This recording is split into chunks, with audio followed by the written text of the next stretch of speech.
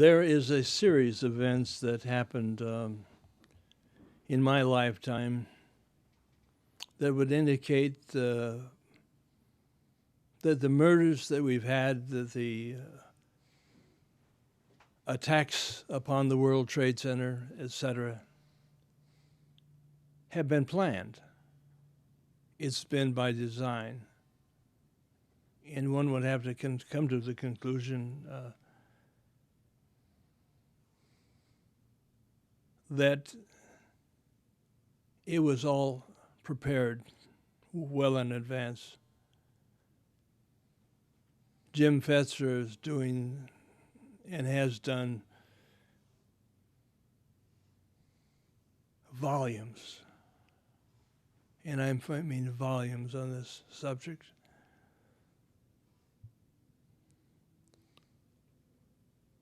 I met a gentleman named Rosie Greer. Rosie Greer was at the convention which was to anoint Robert Kennedy when he was to run for president.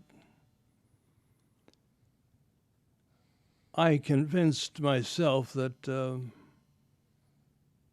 he was about to be killed, that they would not allow him to run for president because he would expose the leadership around the assassination of John Fitzgerald Kennedy. 6 days before this event was to happen, 6 days before this event was to happen, I wound up at the Ambassador Hotel. This was after this was after making the prediction that John F. Kennedy was to be killed. That John F. Kennedy would be killed.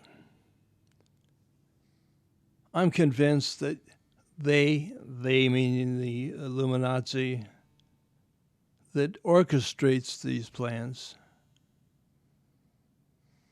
have laid it out well in advance so that there won't be a hang-up. Now, I talked to Roosevelt Greer, who just happened to be at the Ambassador Hotel the night that Bobby Kennedy was shot. Roosevelt was to be the bodyguard for the Kennedys. He was to save their day. But I left the Ambassador Hotel right outside the arena to find that Bobby Kennedy had already been shot. To find that Bobby Kennedy was already been shot. And I said, how could they plan this so well? I talked to a friend of mine who was head of the Cubans against Castro, Alpha 66, UNAR, a high-ranking officer with Fidel Castro. And Fidel Castro was incited at one time to make a lot of predictions. And there was one fellow at that meeting that my friend attended, who was at a meeting of the SDS, Students for Democratic Society. That's at the time that KPFK was on the air. And Dorothy, who was executive secretary of the Communist Party, she worked with me over at KPFK. we were predicting something to happen. I got into a verbal fight with Joe Pine in the air, and he was talking trash, as he generally did.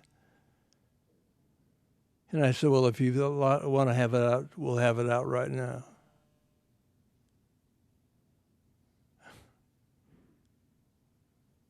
Joe Pine was a Saturday Night Patriot. And we were putting out bumper stickers. Keep the faith, Kennedy Powell, 68. Kennedy was being indicted, in essence, by the press, and Powell was on the run. All of these events happened when my friend Gary Richard Arnold and I were in the move to replace the Republican nominee for president.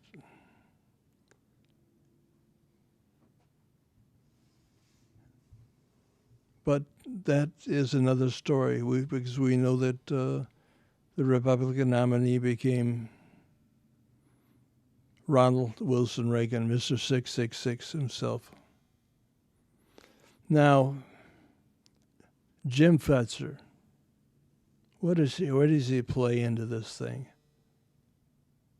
How does he fit in? How could anyone make a determination that the Illuminati or Illuminati was planning on killing the would like to be president? And had they, in fact, killed the president? Well, Rosie Greer and I are making a film, and I hope that Jim Fetzer is going to be involved in it. See, it's an important amount of it's an important part of history when you kill a president. I got a call about 4 weeks ago saying that Billy Saul Estes was going to go public. Billy Saul Estes was going to tell us about who, in fact, killed the president. And then Billy Saul Estes died, which coincidentally was the same result of when Jesse Ventura did a film with me before I left the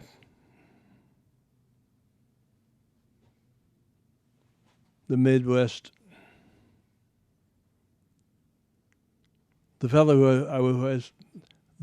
that I was going to do the film with, Fred Bell, died. You say, well, how could that just coincidentally happen? Fred Bell and I had a conversation. He went back to the Millennium Hotel, and he dropped dead.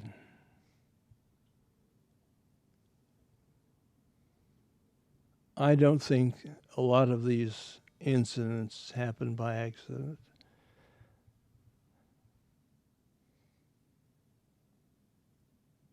I'm taking a look at one individual in my life who's resulted in my making a significant change in explaining the series of events that led to the assassination of John F. Kennedy,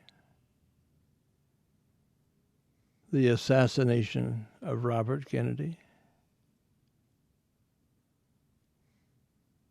the assassination of Martin Luther King, and the attempted assassination of George Wallace. I'm saying that is all linked. I'm saying the whole series of events are linked. Jim, put it together. Well, Anthony, I think you're certainly right in your general conception of recent American history. We know, for example, that in the aftermath of the death of John F. Kennedy, we had a succession of presidents who would never have held that office. Apart from his assassination, those included, of course, Lyndon Johnson, but also Richard Nixon, Gerald Ford, George Herbert Walker Bush, and eventually, of course, W., who never would have been taken seriously for that office had his father not previously occupied it.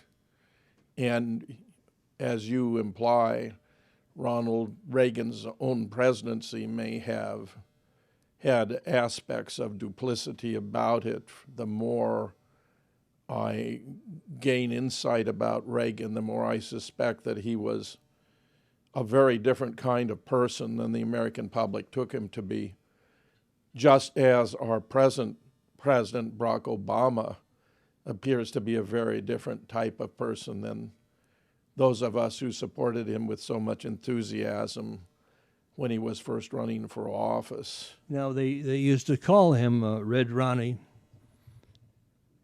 in college. And this was not because he was conservative. There are so many aspects to this conspiracy, if you will, that lead up to the fact that our political leaders are being killed, have been killed, and will be killed if we do not incite a revelation to avoid a revolution. Well, it's certainly the case that the assassinations of the 1960s, including Malcolm X, John F. Kennedy, Robert Kennedy, and Martin Luther King, had the effect of decapitating the political leadership of the left progressive movement, which is very difficult to compensate for because it's rare that you find intelligent, charismatic, principled leaders who are capable of outlining a program, an agenda for the nation that can win widespread support in those individuals. JFK, Bobby, and Martin, most obviously, Malcolm X in a more subtle way to a particular segment of our society were making those kinds of impacts which were feared by the conservative right and where powerful interests wanted to be sure that their influence did not long endure. Well, my friend Gary Richard Arnold, whose campaign I managed as he ran for office against Leon Panetta, and I were in the White House. Well, I dropped him off. I gave him a thumbs up. He got out of a taxi cab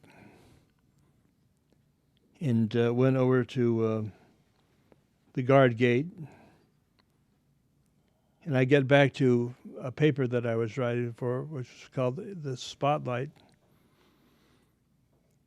A fellow came over and said, you got to come here right now. I said, I'm busy right now. He says, you got to get here now. N-O-W. By the time I had left the Spotlight, another set of characters appeared on camera with Gary Richard Arnold. Tell us how that transpired into publicity that mounted a campaign in national scope. Well, you're right. We had already discovered and been messed with by intelligence agencies in the city of Santa Cruz. I was running against Leon Panetta and criticizing the Reagan administration for doing the exact opposite of what it said it was supposed to be doing. He said he'd go in a different direction, and he criticized Carter for having trilateral members and members from the Council on Foreign Relations, and Reagan had appointed more. And he reversed himself. He was sending the wheat to the Soviet Union and supporting bank loans for Eastern European countries while pretending he was this great anti-communist. But in the city of Santa Cruz, we found out that one of the local reporters was approached by a local security agency called Hawk International, and that they were hired by Rockefeller Family Associates out of New York City to do an investigation of myself. And it turns out that the head of Rockefeller Family Associates was J. Richardson Dilworth, who was a member of Skull and Bones, that secret society that was formed in 1832 to protect a establishment that was pushing a world government. Turns out Ronald Reagan, for 13 years, was on the letterhead of the United World Federalist and very active with Cord Meyer, who's intelligence operative connected with Allen Dulles and the American Committee for United Europe. So all of this had to do with the umbrella organizations pushing for a regional European Union, a North American Union, the destruction of representative government. But it was clear that we had rustled their feathers and destroyed their picture, their artificial picture of how the world works. Using their two wire services and 3 networks, we penetrated that fraud.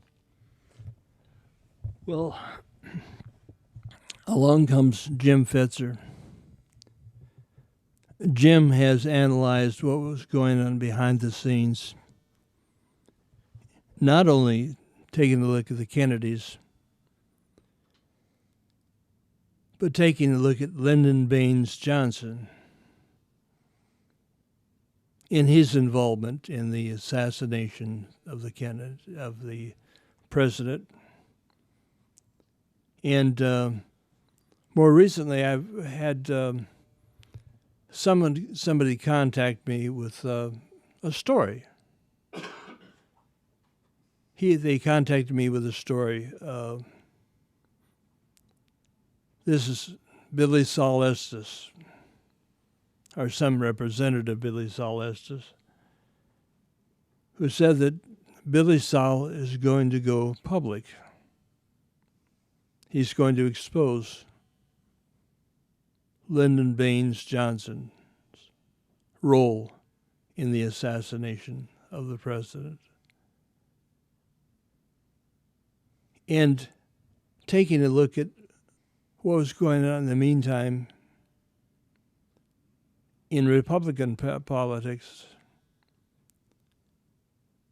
we find that a few individuals had been exposed that would indicate that Ronald Reagan, or Red Ronnie as we used to call him, was not an advocate of the right wing or libertarian politics. He was actually involved in the politics of the left. That's going to come as a great shock to many old guard Republicans that had faith that Ronald Reagan was going to turn it around. Well, he didn't turn around. And there was no intention to have him turn around in any way, at any time, for any reason. Jim, we're taking a look at some of the story.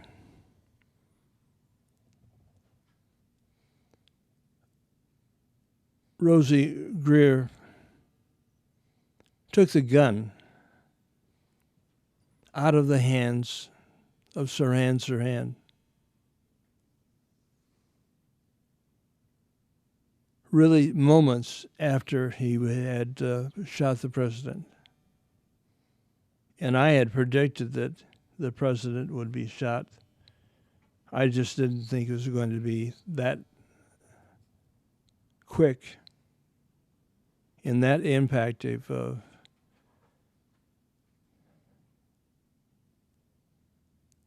I had a reporter named Walter Winchell who came over and handled the press conference that I first started with,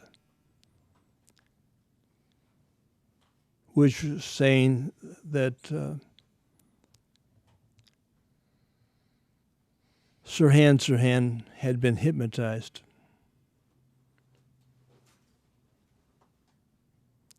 He was designed, set up to kill Kennedy. He had never, in his lifetime, felt that he had killed Kennedy. He's still in a quandary about it. He's been up there in prison for years. He still doesn't believe that he actually did it. He did it. And the book, this the man, the mysticism, and the murder, by John Steinbacher, revealed that fact. In another book by the Random House publication, stated that I was one of the people being investigated on the Kennedy assassination. Because how could I know so much about what was going to happen? But it did happen. And I am interested in getting Jim Fetzer, Roosevelt Greer, Gary Arnold, and myself to delve into the elimination of Billy Saul Estes. Now, Billy Saul was an old guy. Maybe he died on his own. Maybe like the guest over with the Jesse Ventura show. He got a little help. Give us his. Well, I think there are excellent reasons why Sirhan would not remember killing Bobby Kennedy, since Sirhan did not kill Bobby Kennedy. Sirhan was obviously under hypnotic suggestion. His repetitive handwriting, RF must dry, is symptomatic thereof. A psychiatrist who worked for the CIA boasted of having hypnotized him. He was clearly a distraction to convince those in the pantry that the threat to Bobby was from in front, when in fact he was shot 3 or 4 times from behind. As Thomas Noguchi, the medical examiner for Los Angeles County, world famous for his expertise, concluded, in fact, the bullet that killed Bobby entered behind his right ear from a distance of about 1.5 inches. Sirhan was never closer than several feet to Bobby and could not possibly have fired the shot that killed him, which means, of course, that the Los Angeles police were complicit in covering it up, and in my opinion, also in its planning. They would dismantle the pantry and destroy all its parts, which showed as many as 14 shots had been fired during the assassination, and destroying it on the grounds, Daryl Gates claimed, that it wouldn't fit into a card file, which of course is simply absurd. This is the most important death in the history of the Los Angeles Police Department. There are striking parallels with the assassination of his older brother, where we have more than 15 indications of Secret Service complicity in setting him up for the hit, where the CIA, military, mafia, anti-Castro Cubans, and local law enforcement, including a deputy sheriff and a Dallas policeman, were involved in the actual shooting, where the FBI was used to cover it up, where J. Edgar and Lyndon Johnson were principals, and where Texas oilmen were involved in the financing. Billy Saul, who knew some of the key players up close and personal, told a French investigative reporter named William Raymond that Lyndon had sent Cliff Carter, as chief administrative assistant, down to Dallas to make sure all the arrangements were in place for the assassination. And Lyndon's personal hitman, Malcolm Mac Wallace, who murdered at least a dozen people for Lyndon, including one of his own sisters, appears to have been one of the shooters. Jim, I saw Sirhan Sirhan up close, about as close as I am to the camera. And in my opinion, as a hypnotist,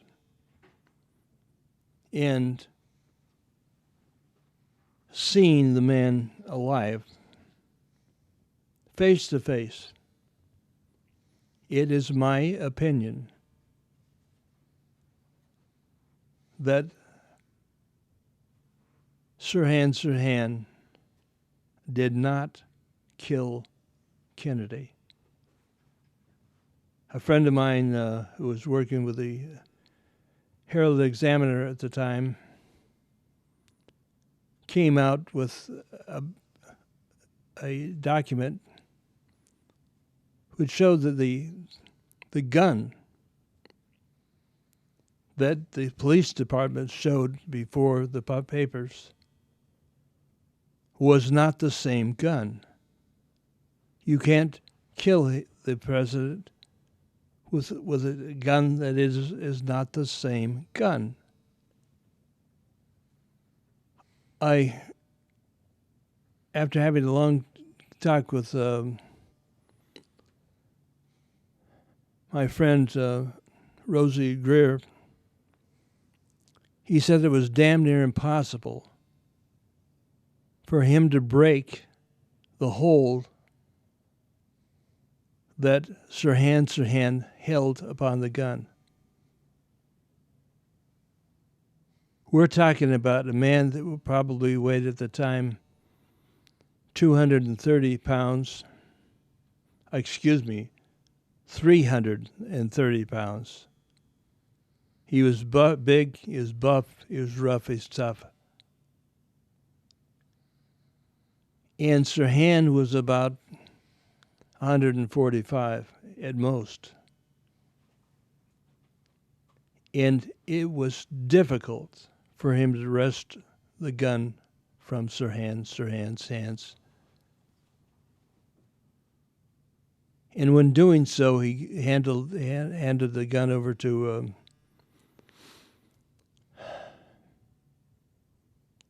a ball player who also had the ability to certainly end the confrontation.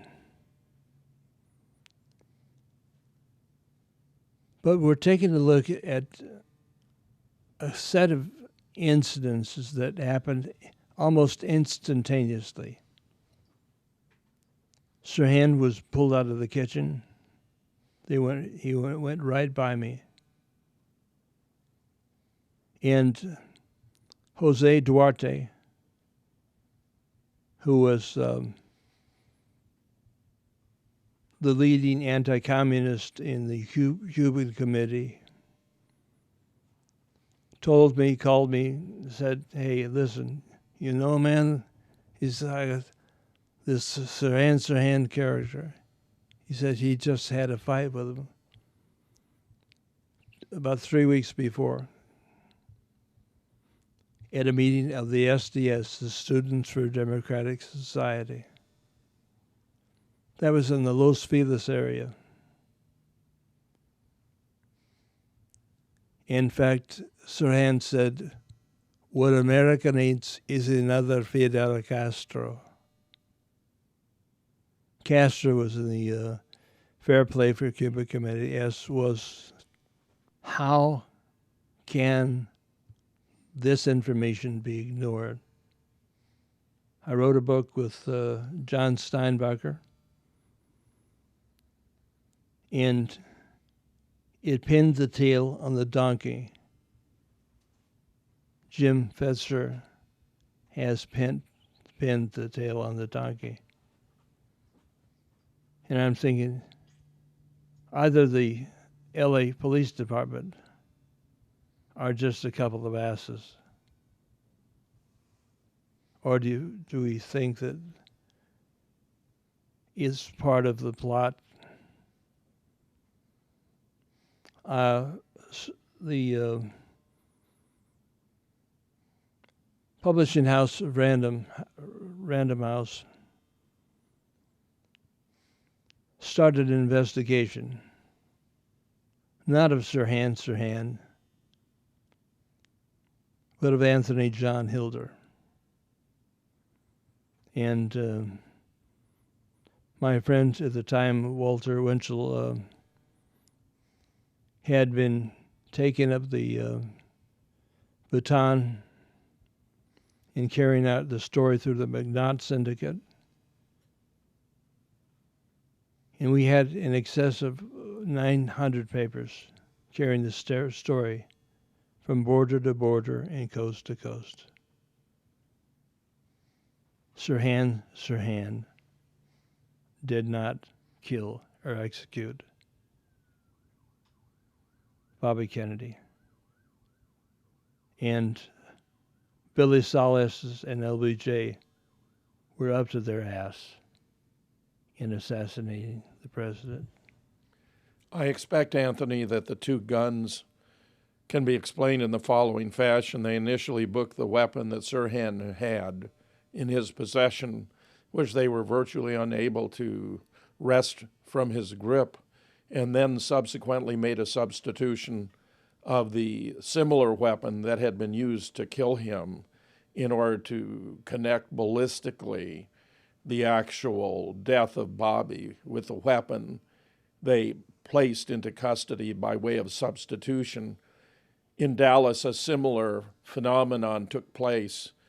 A Mannlicher Carcano was planted in the book depository, but had not been used to shoot the president, while a second Mannlicher Carcano had been used to fire at him from the Dal Tex, where there was a broom closet for a uranium mining company that was a CIA asset, and where an anti-Castro Cuban by the name of Nestor Tony Esquerero fired 3 shots with what I believe was the only unsilenced weapon used in Dealey Plaza, one of which missed and injured a distant bystander by the name of James Tague, a second of which missed and hit a chrome strip over the limousine windshield, the third of which hit JFK in the back of the head after William Greer, the driver, had brought the limousine to a halt.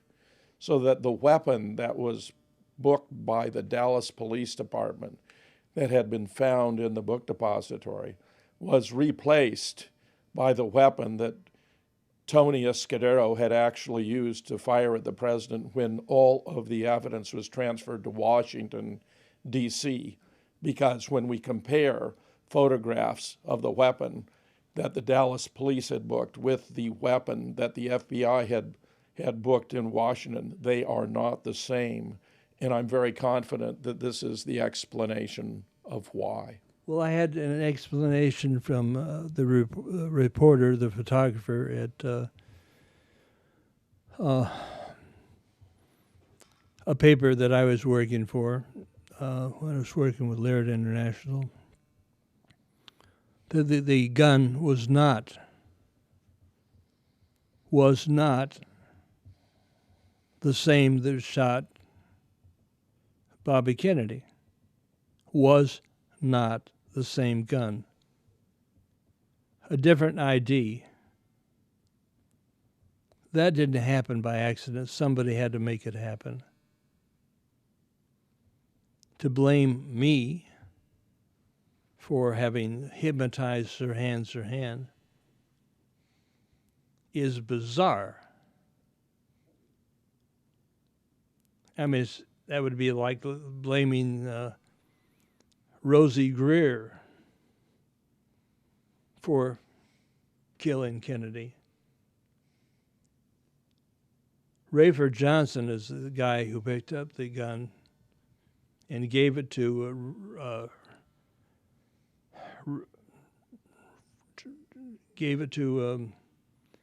Rayford Johnson immediately after the assassination story had sort of come to a close.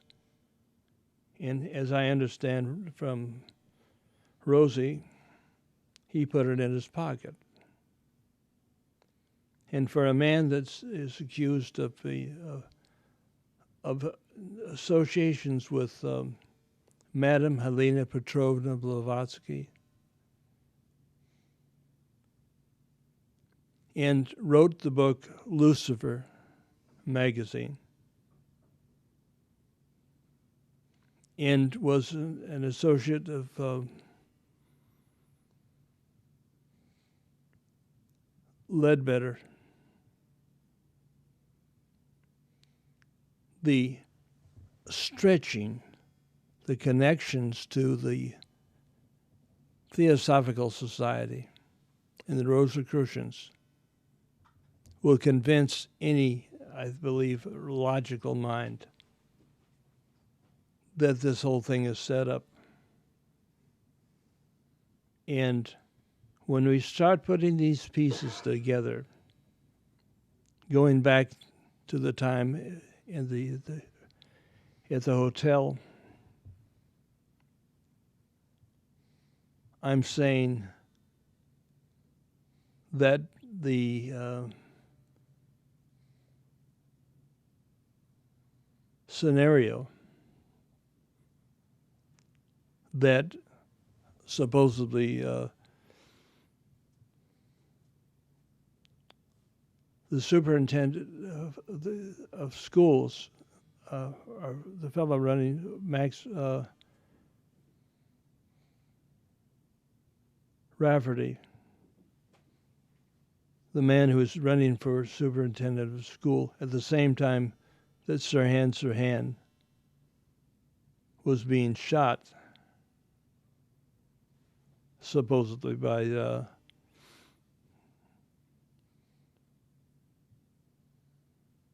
this man, is beyond bizarre and totally, absolutely preposterous.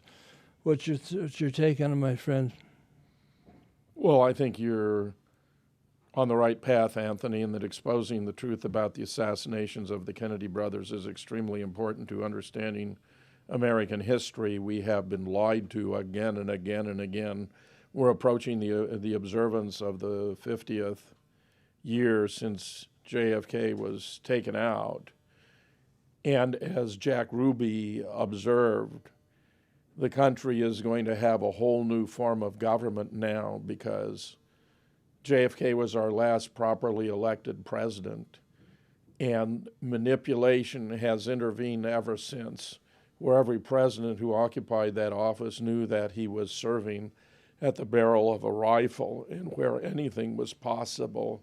Now, with the introduction of electronic voting machines, which are controlled and dominated by those associated with the Republican Party, combined with the gerrymandering of districts, the Republicans have virtually established a permanent lock on the legislatures of many states across this country, and they act with impunity in implementing an ideological agenda that is quite contrary to the best interests of the people. And even when they seek to resist, as in the recent recall election, of Governor Scott Walker of Wisconsin, where I presently reside, it is evident that the control of the voting machines enables even a powerful populist movement by the people to be undone basically at the press of a button, where all you have to do is know which candidate is going to get more votes. And if it's not your preferred candidate, then you simply have the votes cast for the other candidate count as though they were for your candidate. And then you get the total overall proper number of votes cast, but they're distributed the opposite way in which the voters had cast them. The situation we're in politically is astonishing because money has assumed such a powerful place due to the colossal blunder of the Citizens United decision by the Supreme Court. Anthony, unless we can get rid of electronic voting machines, undo gerrymandered districts by having objective panels, control redistricting and getting powerful special interest money out of elections, I think there's very slight chance that the American people can regain control of their own political destiny. Well, Jim, I disagree with you entirely. You say a slight chance. I say no chance. We have no chance at all.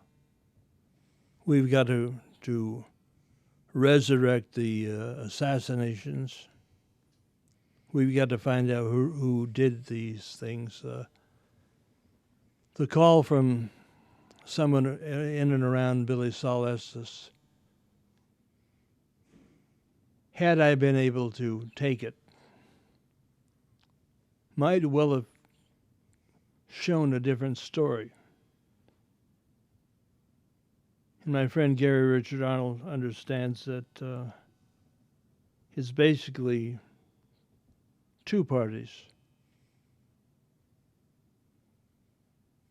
The Republicans and the Democrats serving the same box, the same boss. And the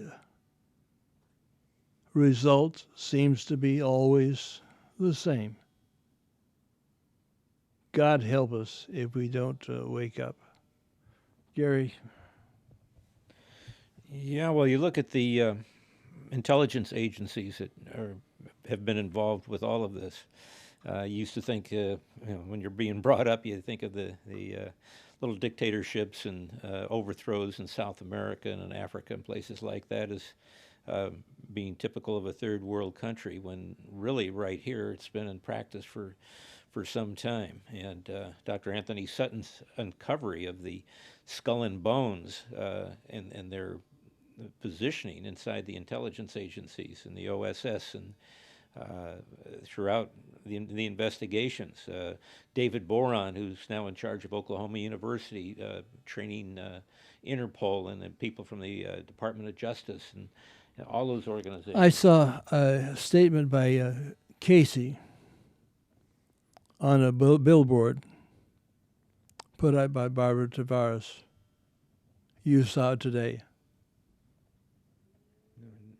We're talking about the intelligence agency of the central of the key boys